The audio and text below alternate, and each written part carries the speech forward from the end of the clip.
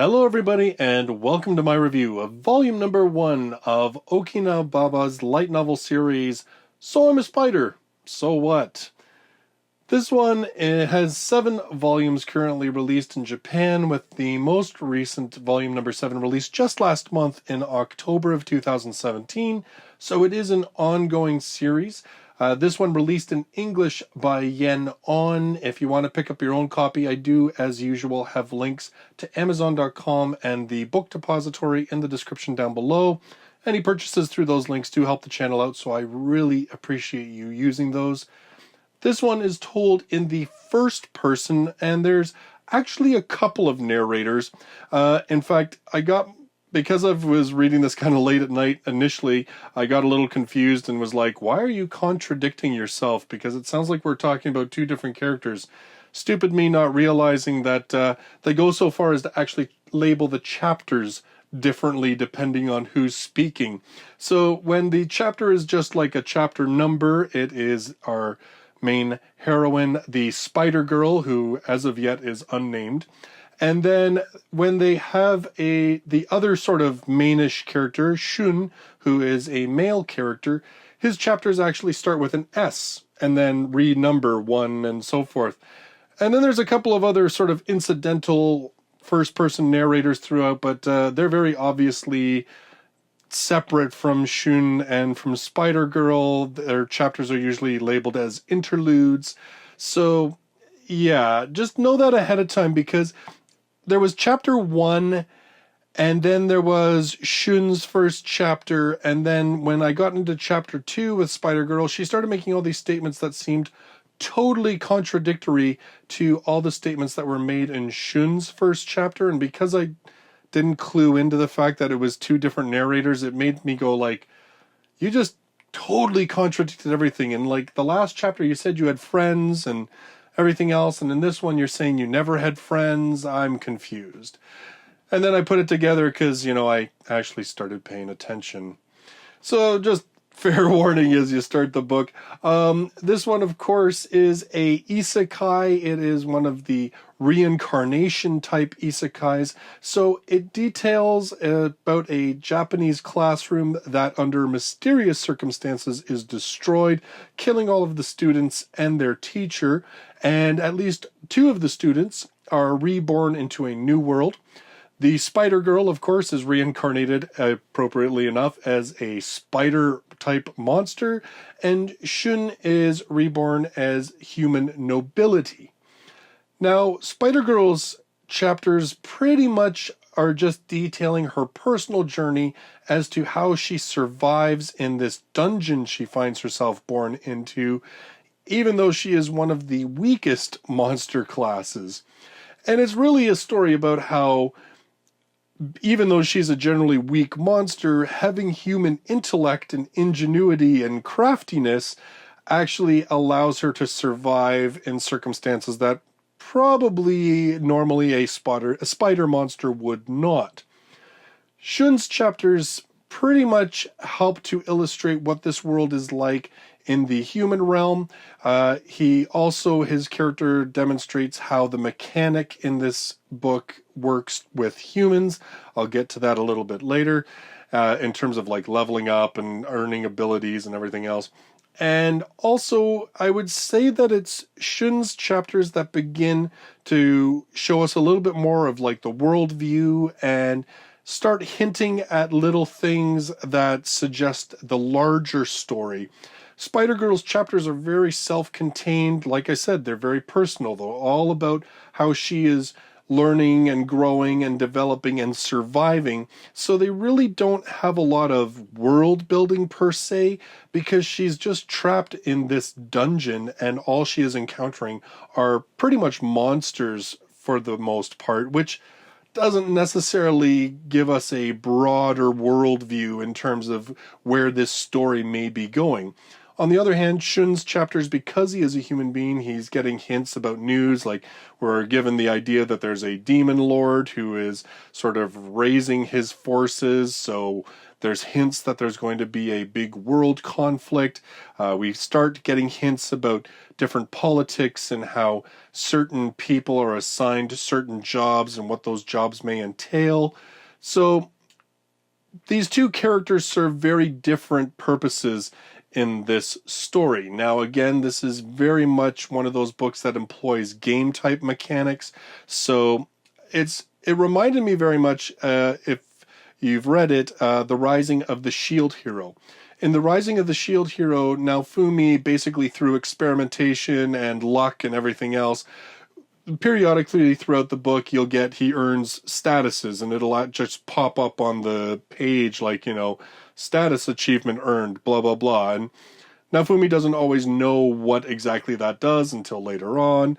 And that happens numerous times in this. Of course, it's a brand new character, so she's starting from level 1 basically. So yes, there are often these cases where she'll try something new and boom, this status will appear. The funny mechanic in this one is that the status, instead of showing up sort of like a screen in front of her, it's like this divine voice that just announces in her head that she has earned this achievement. So it's very much like a game type mechanic that you earn levels, you earn skills.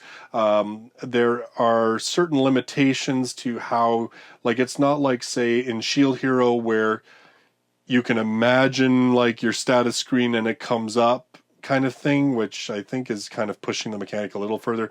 You have to have a magical skill called appraisal for you to see your own statuses or use an item that has been enchanted with appraisal in order to see those things. So to that extent, at least, it's a little bit different and at least, well, not more believable, but it makes the mechanics seem a little less like we're just characters in a video game. The story, like I said, this is not something in this volume. It's not very plot heavy. It is driven really by your desire to see how this little spider is going to survive in this dungeon surrounded by monsters. And Shun's chapters, I wouldn't say that I was engaged in those because, I mean, he's nobility. He's living a pretty posh and relaxed life. As I said, the main interest in those ones for me was the world building aspects and the potential discovery of whether any of his other classmates have been brought into this world and what their situations are. But thankfully, I would say his chapters are very short, like they're only a couple pages. The vast majority of the book, of course, is dedicated to Spider-Girl, which makes sense given that the title is pretty much pertaining to her. And so her chapters, of course, are very action-driven. Most of them have to do with her trying to defeat monsters, overcome certain obstacles. So again, like, this is very, very driven by your interest in the character. Now, Spider-Girl, I don't know, I liked her. She's a little bit snarky. She's a likable enough character. I look forward to kind of finding out more about her as in terms of who she was before the explosion, before the kids died, before she was reincarnated. I would say there's a very good hint as to who she was in the classroom, but we don't know much about her. We know a little bit about her life, about things that she said in the book, but it'll be interesting to see sort of where things go.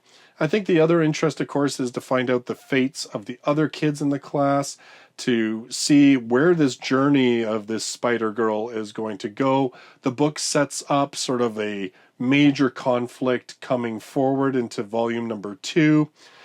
So, I mean, it's a fun book. Like, I found that, like, when I first heard this title, I have to admit, I thought, oh, man, we're just trying to take isekai to some ridiculous levels. Okay, it's not quite as ridiculous as the dude who becomes reincarnated as a vending machine. That's just, I don't even know about that one. But but when I first heard this one, I thought, oh, this is going to be really hokey.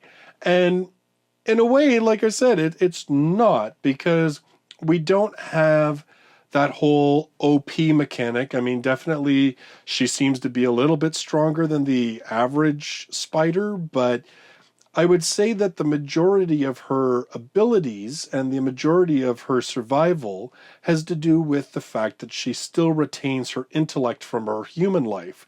And even the fact that she was a gamer in her human life, being able to sort of apply game mechanic ideas. So, using stealth attacks instead of facing things head on, using her webbing in imaginative ways. Like that's what really kind of drives her forward. And seeing how she overcomes obstacles that you would think generally would be insurmountable by just a spider using her brains, I thought was a lot of entertainment. And because the book is mainly action, it really drives forward at a good pace. There's not like I said, Shun's chapters are probably the slowest, but even then, because they're short and because they just are smatterings of kind of world building, they're still relatively engaging.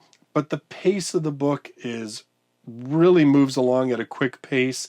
There's not like reams and reams and reams of exposition, because again, most of the story is about survival. So really, in terms of her thoughts and ideas, that's what most of it is about. And because she's in a dungeon surrounded by monsters, it's all about like fighting, surviving, sneaking, hiding, running. Like there's always stuff going on in her chapters. There's really no moment that it slows down in any significant way.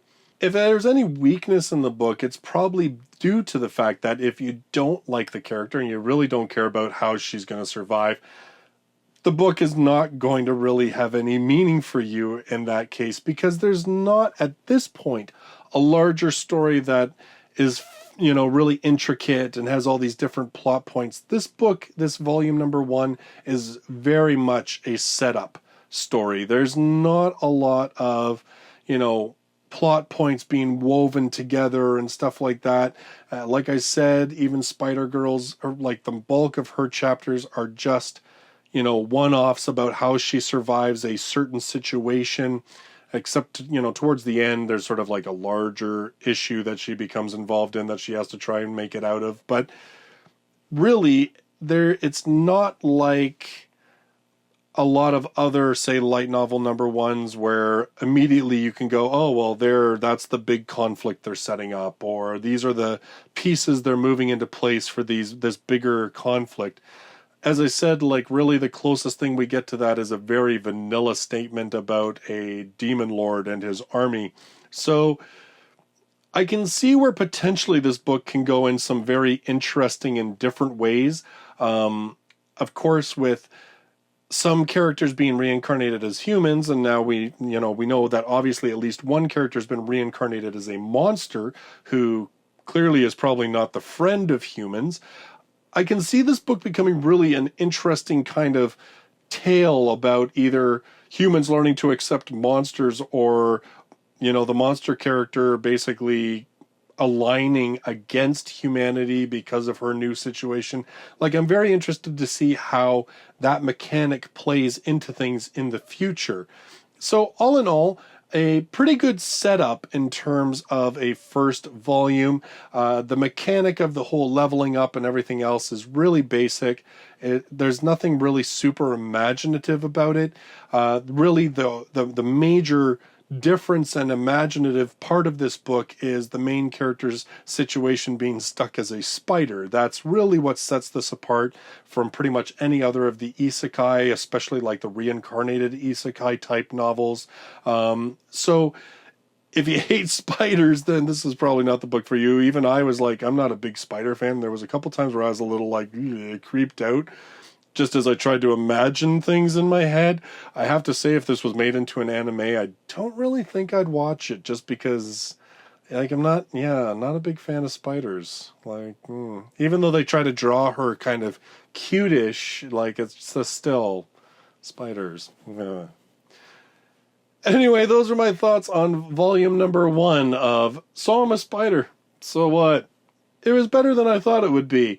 Again, I think this is one of those books where volume 2 is really going to sort of tell the story of where this book is going to go, and is probably going to make me decide whether this is a series that I want to continue with or not.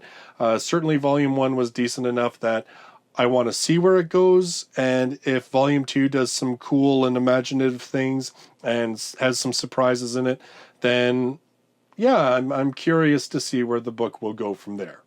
So for my next review, it's going to be a catch-up review. I've actually got two different volumes of this series on my shelf right now, so I've got to get caught up. That's going to be volume number 6 of Strike the Blood. Volume number 7 of this series, I saw so many good reviews and people saying that it was the best volume of the series, and it is the one that's detailing the storyline, the plot line that I've been pretty much most interested in this series so far. So I got to get through this one first so I can get to volume number 7. So volume number 6 of Strike the Blood will be my next review. So if you're brand new to the channel and you love light novels, you should consider subscribing. I do 2 to 3 reviews every single week, as well as a weekly countdown of the top 10 best-selling light novels in Japan. Thank you very much for joining me in this video, and I look forward to seeing you in the next one. Till then, bye-bye for now.